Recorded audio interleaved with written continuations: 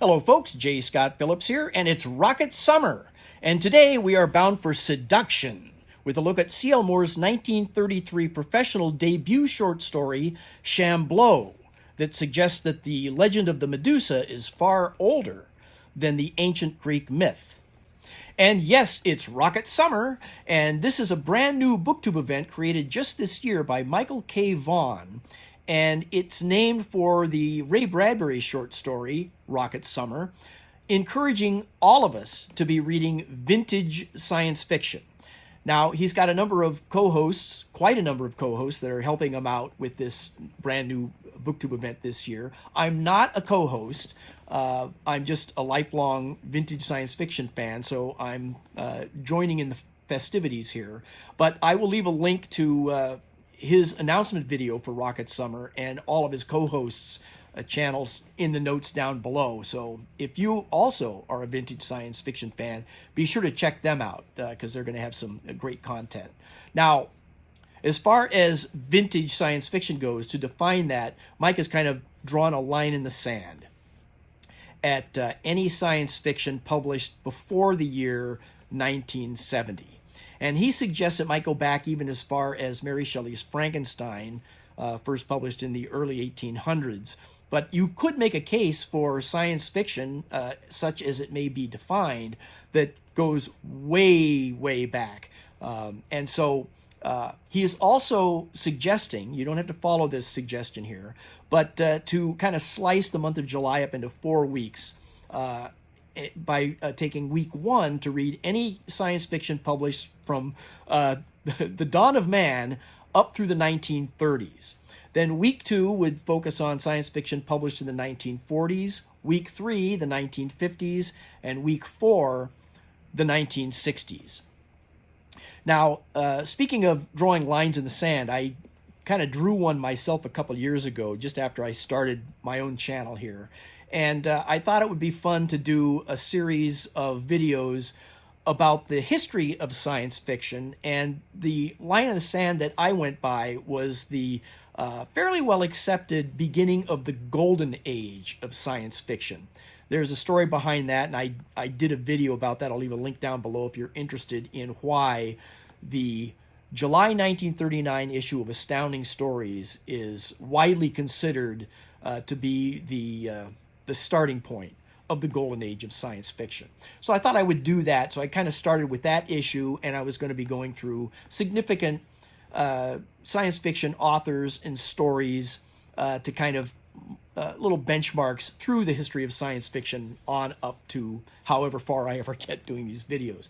But I quickly found out that that line in the sand that I was going by was a little fuzzy because using that date, the July 39 issue of Astounding, there were a lot of science fiction authors that were pretty significant in the golden age that actually got their start in the years before the golden age of science fiction. And so I've been going back and doing a few of those authors too, the ones that I kind of feel are most significant. Haven't gotten all of them yet. And one of those is C.L. Moore. She got her professional start in 1933 with the story Shambleau that we'll talk about here today. But even before that, she published or had published 3 very short stories in her college magazine.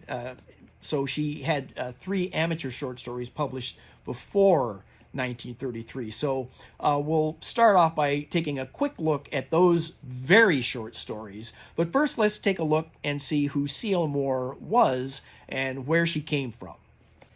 Catherine Lucille Moore was born in Indianapolis in 1911, and she was chronically ill as a child, so she was often stuck at home, and so she started reading at an early age, and she grew up reading a lot of fantastic fiction like the Oz books, Edgar Rice Burroughs, and she also really loved Greek mythology. And that those influences can kind of be seen in a lot of her writings once she started to write stories in her youth. And in 1929, when she was 18 years old, she started attending Indiana University. And there was a student magazine published on campus then called The Vagabond that often published fiction written by students. And so Catherine thought she would try her hand at that. And they're very short stories. They're only 2 or 3 pages long a piece.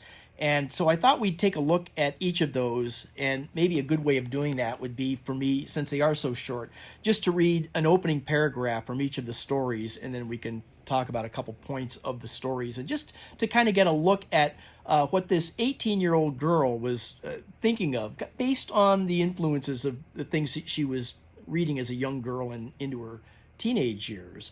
And the way that she was already thinking about storytelling and just looking at themes from fairy tales and fantasy mostly at that point, and mythology. Really interesting. And then you can, later on, if you continue to read C.L. Moore, you can see how they kind of roll into her professional writing career. So we'll just start by reading the opening paragraph here for the first story, which was published in the November 1930 issue of Vagabond. And I'm no professional narrator, reading audiobooks or anything like that, so do me a favor and as I'm reading this, just kind of pretend that you're hearing it in the voice of Patrick Stewart. All right, so here we go. Cinderella and the prince were married with great ceremony. No one had approved from the first, and now more often than not, there was a gleam of "I told you so" behind the king's spectacles, and the queen's 3 chins quivered with bitter satisfaction as her predictions were realized one by one. For Cinderella and the prince were not happy. No one had really expected them to be. You cannot pluck a kitchen girl from the cinders and set a crown on her head and let it go at that. And small feet are not the only prerequisite of a princess. So it's a sequel to Cinderella, and it turns out that it's not really a happily ever after story. It's more of a there's no place like home story. And it's about Cinderella coming to realize that she's not happy being a princess and living that life of just doing what she's expected to and having to conform with all the mandates of her standing in life there. And she wishes she could go back to her old way of life where she was just cleaning the house all the time, living with her evil stepsisters, and she was happier back then. So there's no place like home. Maybe a theme, I wonder, that she picked up from reading The Wizard of Oz as a kid. Could be, makes sense. But it's really interesting to me that this is only a 3-page story. And as a 18-year-old girl writing in 1930, it seems pretty progressive, really. And, of course, C.L. Moore continued to write such themes later on. But it really turns out to be a story about a woman being happiest when she's in control of her own life.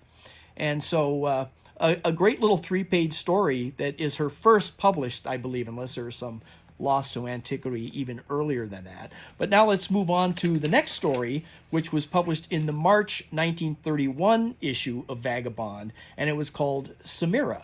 And again, imagine Patrick Stewart is reading this to you. And then Samira came to court.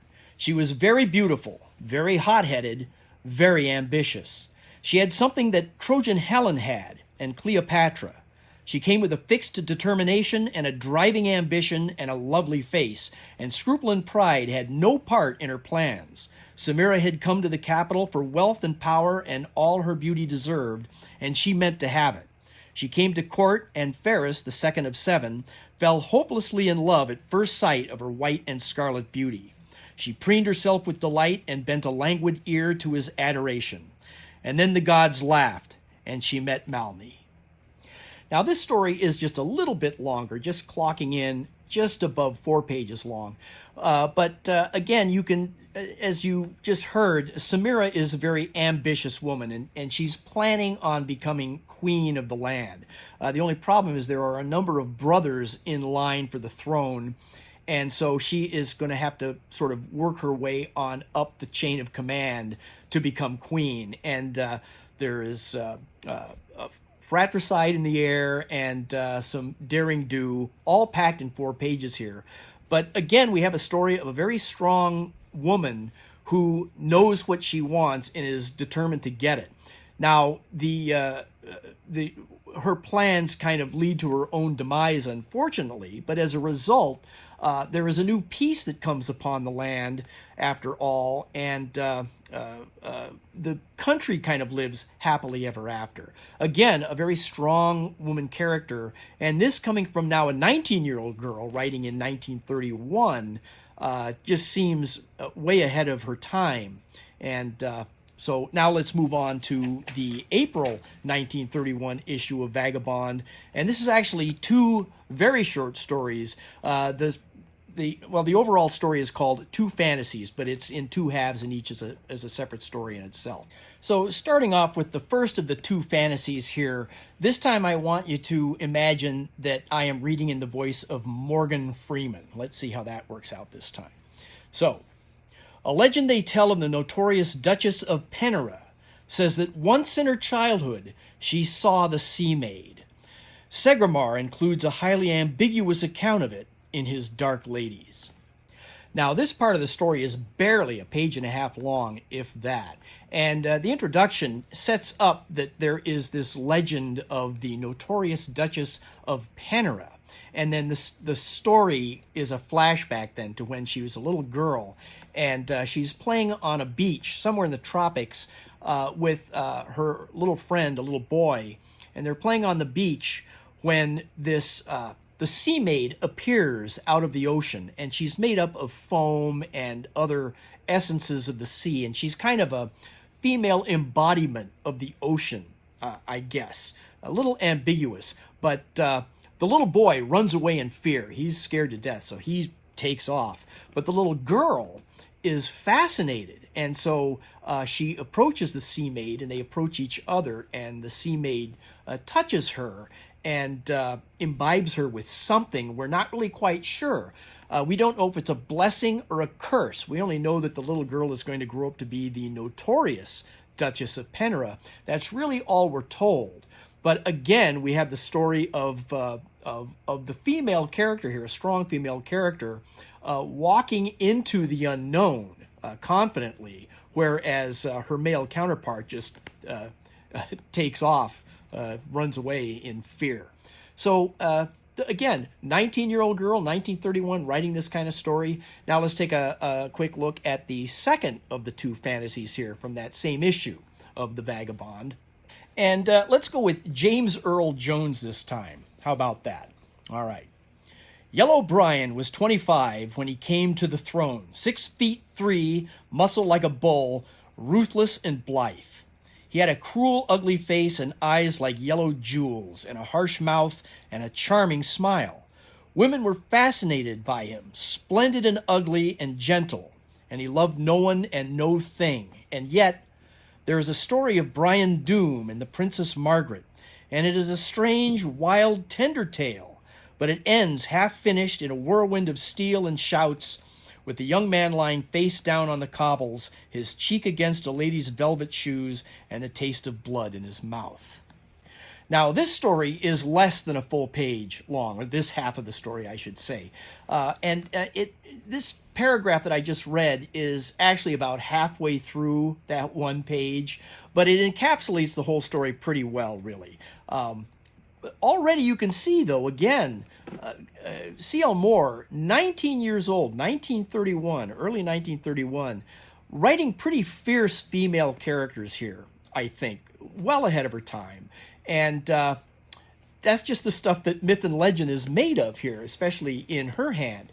Now, these three stories that we just took a look at here, I don't believe have been collected anywhere, but you can find them online. Indiana University's website has PDFs of them, and I will leave a link to them down below if you're interested in reading them. It'll take you 15 minutes if you are interested, and that would probably even include the time it would take to find the site and download the PDFs.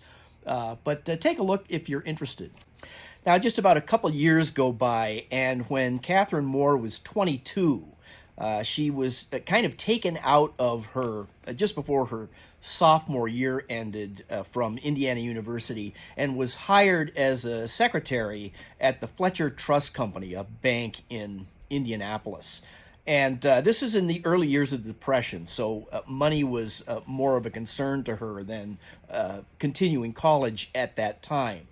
So she started working at the bank and was trying to teach herself how to type better, faster, because she could move up quicker through the company, get paid more, get more assignments, that kind of a thing. The faster she could type, the better she could do at work. So she was practicing at work on her royal typewriter at her desk and typing a lot of lazy brown dogs jumping over quick brown foxes, or vice versa, whatever it was. Now is a time for all good men to come to the aid of their country, practicing things like that. And she was doing that, and she was speeding up, but she thought she would have to type something else in order to really improve just the repetition of typing the same kinds of things all the time. And she started thinking, well, maybe I'll just make up a story. And she remembered a poem, something about a red running figure and a group of people in a village hunting down a witch or something. And so she started typing this story kind of based around that opening theme. And she was just trying to learn how to type faster and just think out loud and just put something down that wasn't just a repetitive exercise, basically. And now at around the same time, during her lunch break and things, she would go across the street to a newsstand where they were selling magazines like Weird Tales. And she would buy that magazine and read it and enjoyed it, and kind of felt that those kinds of stories were sort of modern versions of the fairy tales and folklore that she grew up reading. Now these stories in Weird Tales and other similar magazines kind of fired her imagination up a little bit. So she kind of had that in her thinking while she was making up this story at her desk at work. And when she finally got the story written and done, she thought, this kind of was fun to do and kind of turned out better than I had thought. I liked the story, so she thought she would send it into Weird Tales and just to see what would happen. Now, she put her name on the story as C.L. Moore. And in those days, it was pretty common because women writers were often overlooked in favor of men writers. So a lot of women writers would just give initials to kind of hide their gender. And that is not the reason that she went with her initials, C.L. Moore. She did it because she knew her boss did not approve of a couple of things. Those types of magazines and that kind of story writing was just cheap fiction to him. And then two, she didn't want him to know that she has been typing stories on his dime while she's sitting at her desk at work. So she went by C.L. Moore. Sent the story in. It was Shambleau. It was the story we're going to talk about here in a minute. And the editor at Weird Tales, Farnsworth Wright, read that story and just kicked up his heels with just pure delight. And the story is that he was so happy with C.L. Moore's story that he closed the shop down early that day, sent everybody home, and told everyone, this is the kind of story we need to be writing more like. This is gold here. So a couple of weeks go by, and C.L. Moore, Catherine Moore, was still living at home with her parents. And she kind of had forgotten that she had sent this in, went about her life. She came home one day to a check in the mail for $100 for that story. And then after that, she was off and running. Now, Shambleau was first published in the November 1933 issue of Weird Tales magazine. And that was a publication that Moore had been reading for a little while now, along with some other pulp magazines of the day. At the time, she was writing the story of Shambleau on her royal typewriter at her desk at work. And I think you can already kind of see the influence that is coming into play here that we did not see in her earlier amateur work, where she had kind of a fairy tale voice, which was fine for the story she was telling.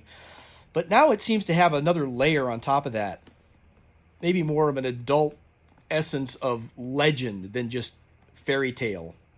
And she is telling the story in a kind of a Robert E. Howard way almost. And in fact, it opens with an introduction that doesn't literally start with the words "Know, O Prince," but it definitely has that feeling to it, that the intro is talking to an audience that has some other knowledge of history than we do as just science fiction readers.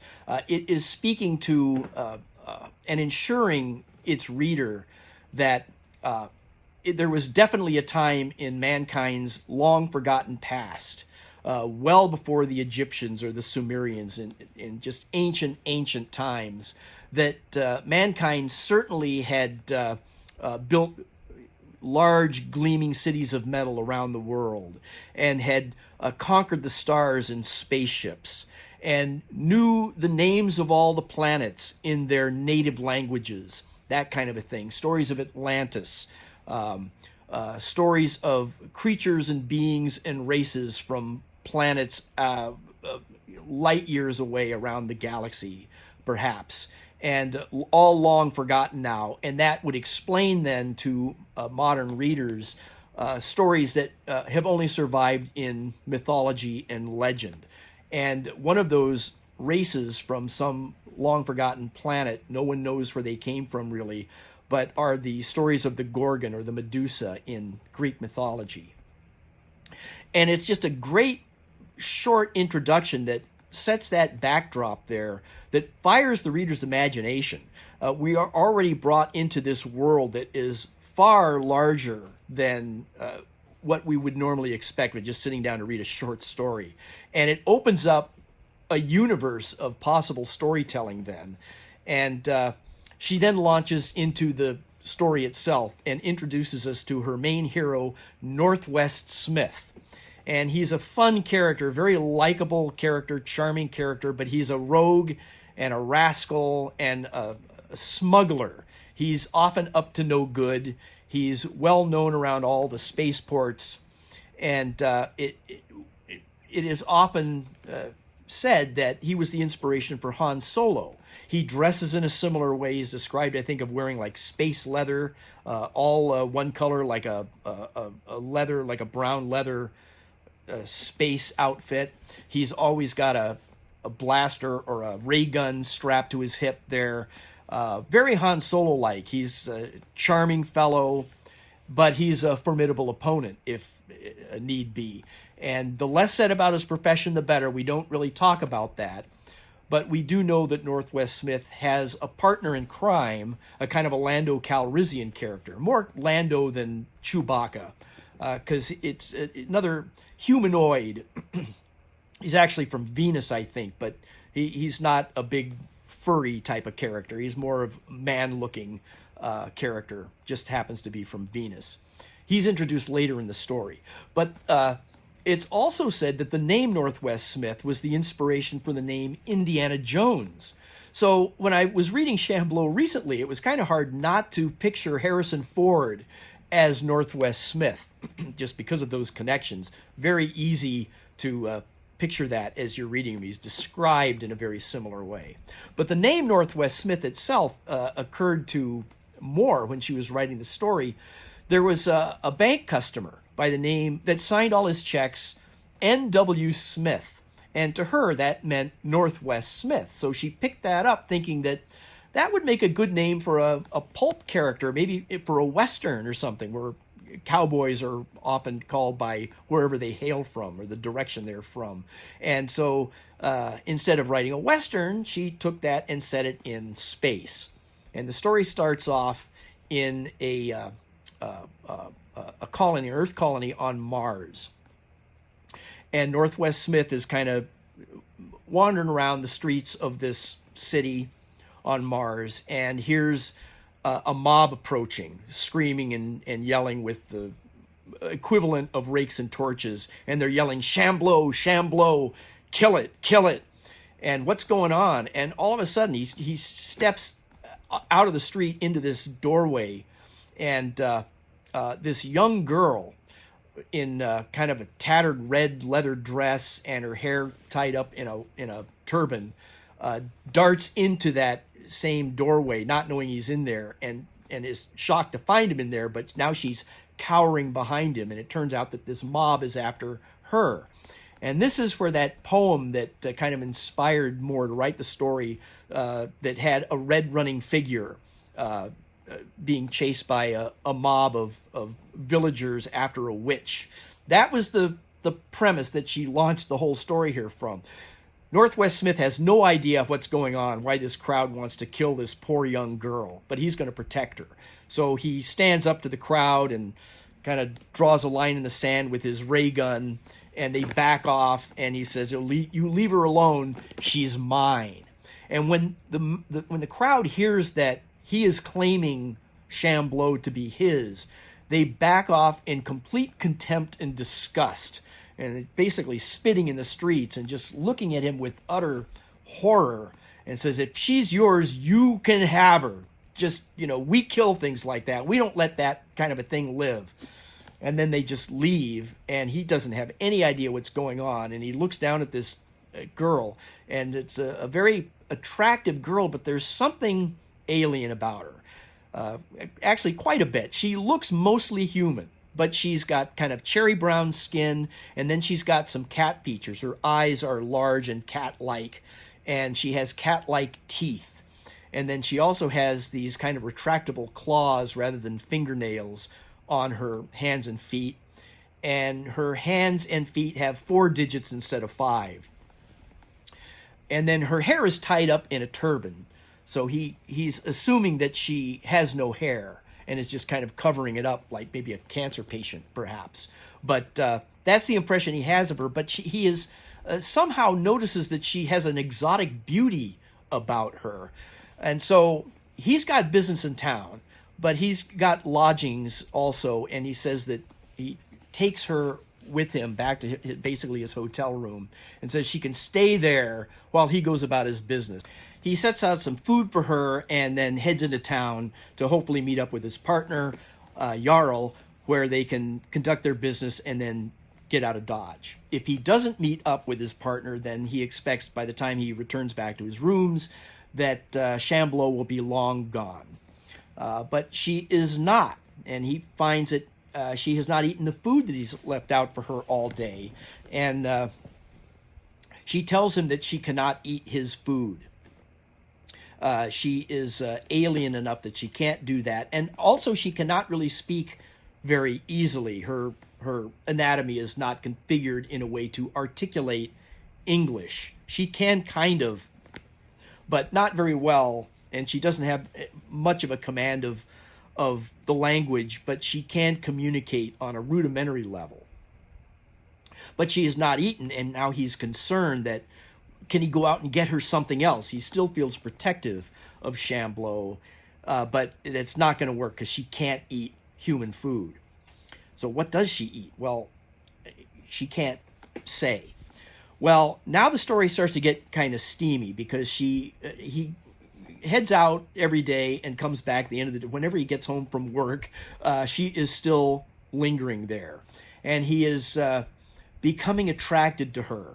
And now C.L. Moore writes a very erotic story. That's the word for it. It's nothing short of erotic. Even reading it today, she wrote it in 1933 at the tender age of 22, and somehow gets into the male psyche of what seduction is like and what the male mind experiences. And it's pretty compelling, really. Now, remember, at the time she was writing this, she was just writing for herself at her desk at work, thinking that no one is ever going to read this. That was not the intention of it. So she was completely free to write whatever came into her mind and write whatever spicy stuff came into her mind. And it is very compelling. It actually winds up getting published, fortunately, in Weird Tales, which did, even in those days, have some very provocative artwork and storytelling. So it was a great publication for Shambleau to be published in. But even today, reading it, it's pretty steamy. I have to admit that it was that compelling. But what it is, in essentially what's going on is she can't eat the human food because she is a vampire-like creature. She doesn't feed on the blood of her victim, but on emotions and passions. And it has kind of a Star Trek essence in that way, except that when she does remove her turban, she is not bald. She doesn't have snakes for hair like the Medusa, but it's similar. Her hair is bright red, squirmy, disgusting worm-like tendrils, bright red, and they engulf Northwest Smith, and he falls under a spell. He doesn't turn into stone like a statue, like in the Medusa story, but he is paralyzed and can't resist and can't move. And he kind of doesn't want to resist, because there's something about whatever this spell is that he's under is so pleasurable. He can't describe or understand how pleasurable this is. At the same time, he's completely repulsed. There's some kind of an alien revulsion in the mix somehow that he's noticed from the beginning, but it's heightened somehow along with the pleasure. And it's not just a seduction, although it's definitely that, but there's also a quality of a psychological or a psychedelic drug addiction. And he tries to fight it, but the harder he tries to fight it, the more he wants it. And he doesn't think that he can ever give this up, that he's going to always want more, like a drug. But also, like who of us haven't been in that kind of an intoxicating situation with somebody else, that we are just so under a spell that we don't ever want it to end? It captures that. Somehow C.L. Moore gets into the mind and talks to that little parts of the brain there that are, she really fires you up reading this thing. And how is he going to get out of this situation? He's the hero, and she's going to write more and more stories about this character. Well, I won't tell you exactly what happens here, but his partner finally shows up and is instrumental in the conclusion of the story. His partner, as I say, is Jarl. His name is Jarl. And like Northwest Smith, C.L. Moore came up with the name Jarl because she's typing at her Royal typewriter, staring at that logo on the typewriter, Royal. And she just took the letters of Royal and scrambled them up and came up with the name Jarl. So she's just making this up as she goes and just taking ideas from wherever she might find them around. And it's such a compelling story, even to this day. And it's a very powerful story. And I'm getting a little stumble-bumbly talking about it, because it's kind of embarrassing the effect it has on a modern reading public. And by a modern reading public, I mean me. So I would recommend you read the book. It's definitely a significant, or read the short story rather, definitely a significant story in the annals of science fiction, and it really puts C.L. Moore on the map right away. Now, I'll cool down here for a minute, and we'll move on to the next section here, where, like I usually like to do in my videos, is talk about the artwork. And there were a number of book covers that featured the story of Shambleau on it, as well as what we'll start with here, the original illustration from that Weird Tales issue, November 1933. So let's start with that. Now, Shambleau was C.L. Moore's first professionally published story, so it did not make the cover art. But we did get this illustration, this interior drawing here by Jayem Wilcox. And it's taking place in Smith's hotel room in the middle of one of the nights that he is having Shambleau staying there with him. And he wakes up in the middle of the night to find her turban has come off, revealing the slithery, worm-like, bright red tendrils of her alien tresses. And they are all articulating on their own. She is beckoning to him because she needs to feed. And he doesn't understand any of that, but he finds it attractive and repulsive all at the same time. So he is kind of recoiling away from her. But she's going to get him no matter what here. You notice he's completely dressed here, and it's never really explained that he is dressed when he's sleeping at night, which would seem odd. But it doesn't say that he is not dressed either. And I think that Jayem Wilcox here is trying to show us the two characters at their most essential description in the story, which comes down to Shambleau, revealing her voluptuous humanoid body, and yet at the same time her repulsive alien qualities in that all those red worm-like tresses there. And Smith has been described as wearing the space leathers and all that. And here the scene, he's recoiling from her, but she is not to be denied. And based on the description in the story, the drawing of Shambleau is pretty accurate. The only thing I guess we can't really see are the retractable claws on her hands and feet, but we can imagine that they're probably in there anyway. Otherwise, it captures the description of the story pretty well, something I always look for in these drawings. I talked more about the artist Jayem Wilcox in another video, one that I did on the Phoenix on the Sword, the first Conan story written by Robert E. Howard, also in Weird Tales and also illustrated by Jayem Wilcox. And if you're interested in more background on the artist, I talk about him more. I'll leave a link down below if you're interested in that. But just for now, I will just show you how prolific Jayem Wilcox was by showing you all of the illustrations that he did for this one particular Weird Tales issue, the November 1933 issue, 5 different stories that he lent his hand to. Now, I don't think that Jayem Wilcox was the best artist, but he was certainly prolific and did a fairly decent job. I just think that his style is a little stiff and coarse around the edges, but he certainly gave us a lot of detail and matched the descriptions usually from what is given to us in the text of stories. A nice command of black and white. I think the images all balance well. And there were he just did so many of these month after month, especially in Weird Tales. You can always find a lot of Jayem Wilcox art in those magazines from the early 30s. By March of 1934, just a few months after Shambleau first hit the newsstands, C.L. Moore was already in touch with her first fan, Robert H. Barlow, who was a big fan of a lot of his favorite authors in Weird Tales, and he would write letters to Robert E. Howard and H.P. Lovecraft and others, his favorite writers, and ask if he could have their manuscripts that they had sent in and then subsequently got published. And he asked C.L. Moore if he could have her original manuscript from Shambleau.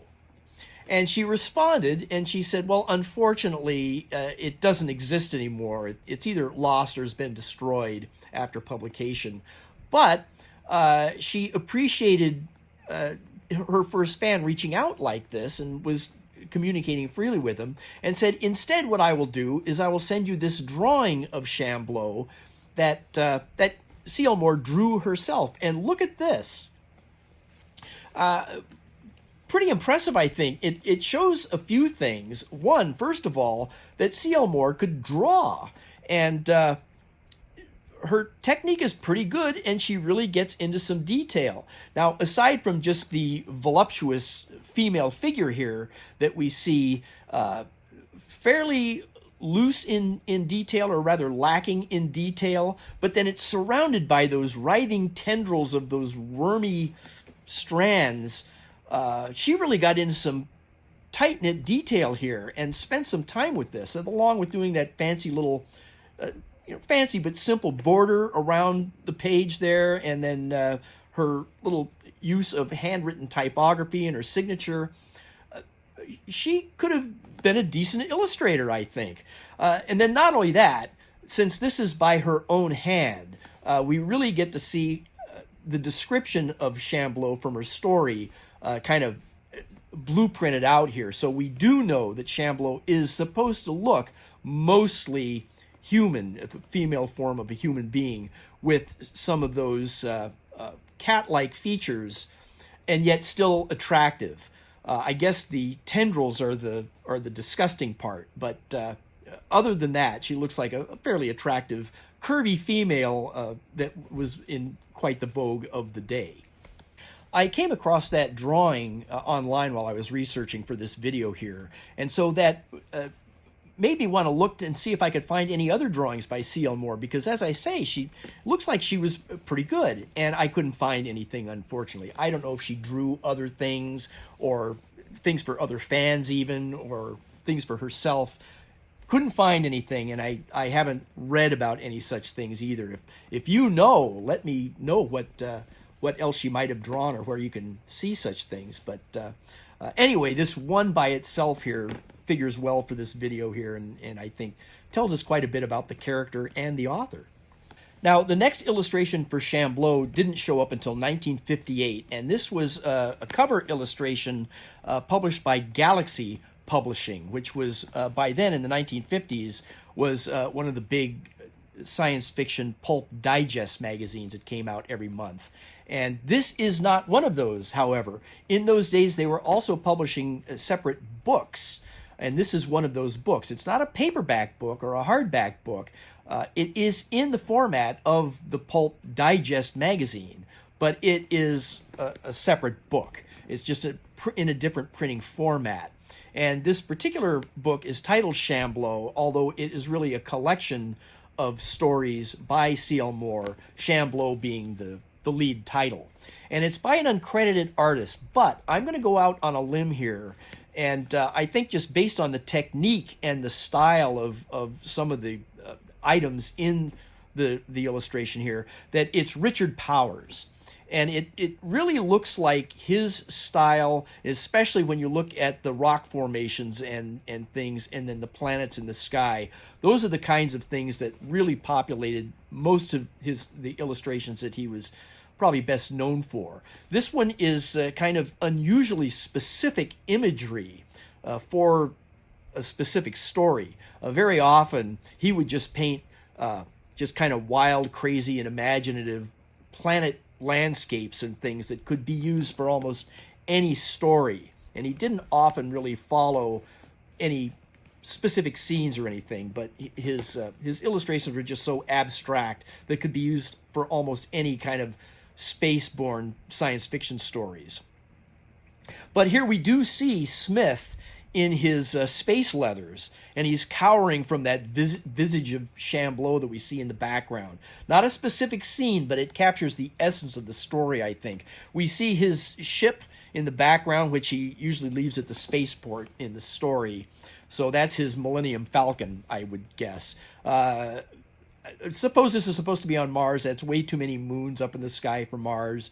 But it's Richard Powers, or at least I think it's Richard Powers. And so he's just giving us the essence of the story. And it's a lot of fun. I think he captures the character, or at least the description of Northwest Smith very well. Shambleau's face looks very human except for that one cat eye there. You don't really see the teeth or anything. And it's kind of hard to determine that she isn't just a wild redhead there, but those, I guess, are the writhing, snake-like, wormy tresses. Richard Powers is one of my favorite science fiction illustrators, and I haven't done any videos talking about him yet at all, and I can't say with 100% confidence that this was a Richard Powers illustration, but I sure suspicion that it is. But one of these days I'm going to have to do a video just on Richard Powers, or at least on a story or two that we know for certain that he did illustrations, just so I can talk more about him. But that'll be a video for another day. In the meantime, we will move on to 1975, when Doubleday published its science fiction book club edition of The Best of C.L. Moore. So it's a collection of stories by the same author here, and the lead story, of course, is Shambleau. And it's a very 70s interpretation, I think. It's by illustrator Chet Jezierski. And this style, we saw a lot of this same illustrative style on movie posters back in the 70s. And here it is showing up on this book cover. We have a very playful Shambleau here. It doesn't really, to me, capture the essence of the personality that we come to know from reading about her in the story. In the story, even as a reader, we want to be protective of Shambleau, just like Northwest Smith himself is. And even later on, when her true nature is revealed, we still kind of feel empathetic towards her because she's just trying to survive and everyone else is trying to kill her. So she's just using her powers to survive that nature gave her. And this drawing here by Jezierski doesn't seem to capture that. She just seems a little too playful. And then also, if she were to stand up, to her full height here, and if Northwest Smith did the same thing, I think she would be a good head taller than her. And in the story, she's a very petite and frail-looking, small woman. But it's still an interesting drawing here. Speaking of the Northwest Smith character here, I think this is a miss. He's not dressed in the space leathers as he's described in the story. Instead, he looks kind of like a 70s version of Buck Rogers or Flash Gordon, something like that, with the flowing cape and all that. It just looks a little too 1930s serial brought up to 1970s drawing technique. I like the cover in general, but as far as depicting the story of Shambleau, I feel instead like I'm looking at Buck Rogers and Farrah Fawcett. We'll move on now to 1982, when Ace Books came out with the mass market paperback edition of Northwest Smith. And this is a collection of short stories about Northwest Smith, all written by C.L. Moore, of course. She wrote a number of stories of Smith over the years, and this is a collection of those. This is the book, the edition that I first read Shambleau from years ago, probably shortly after the book first came out, if I remember right. But the illustrator here is Jim Burns, and he's showing us Smith and Shambleau in his rooms there on that Earth colony on Mars.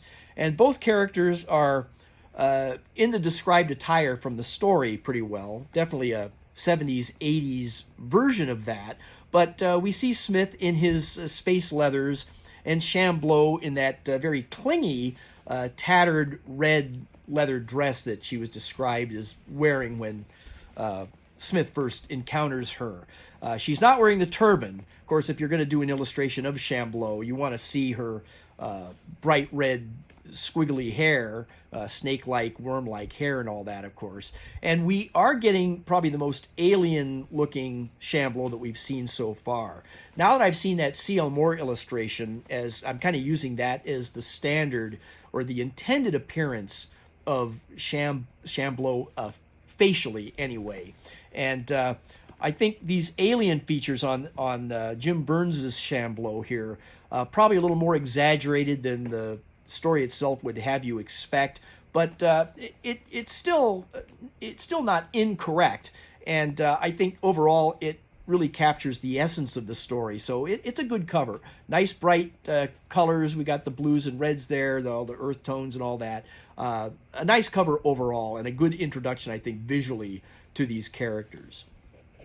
And now for the last piece of artwork that we'll take a look at here is from 2008 by Paizo Publishing. And I love the title of this collection of Northwest Smith stories, Northwest of Earth. I just think that's a great title.